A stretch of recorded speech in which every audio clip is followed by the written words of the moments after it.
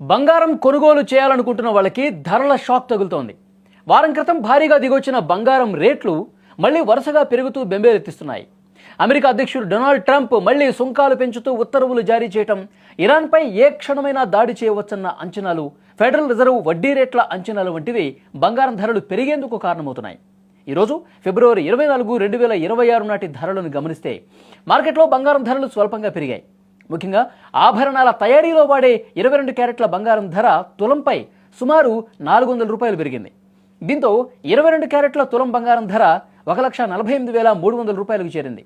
ఇక అత్యంత స్వచ్ఛమైన 24 క్యారెట్ల బిస్కెట్ బంగారం ధర తులంపై 430 రూపాయలు పెరిగి 1,61,780 రూపాయల వద్ద కొనసాగుతోంది. 18 క్యారెట్ల బంగారం కూడా తులంపై 330 రూపాయలు పెరిగి 1,21,340 రూపాయల వద్ద ట్రేడ్ అవుతోంది. బంగారం రేట్లు ఒకవైపు పెరుగుతుంటే వెండి మాత్రం షాకింగ్ రీతిలో తగ్గి వినియోగదారులకు గుడ్ న్యూస్ చెప్పింది. ఈరోజు కిలో వెండి ధరపై ఏకంగా 10,000 రూపాయలు తగ్గటం గమనించాల్సినటువంటి విషయం. నిన్నటి వరకు ఆకాశాన్ని తాకిన వెండి ధరలు ఈరోజు తగ్గుముఖం పట్టడంతో కిలో వెండి ధర 2,90,000 రూపాయల వద్ద స్థిరపడింది. అంటే గ్రాము వెండిపై 10 రూపాయలు తగ్గి 290 రూపాయలుగా నమోదైంది.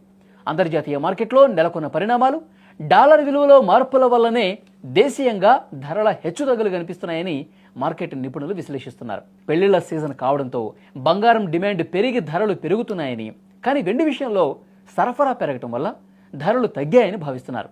ఏది ఏమైనా బంగారం కొనాలి అనుకునే వాళ్లకు కాస్త భారమైన సమయమే అయినా వెండి వస్తువులు కొనాలనుకునే వాళ్ళకు మాత్రం ఇది అద్భుతమైనటువంటి అవకాశం అని చెప్పొచ్చు.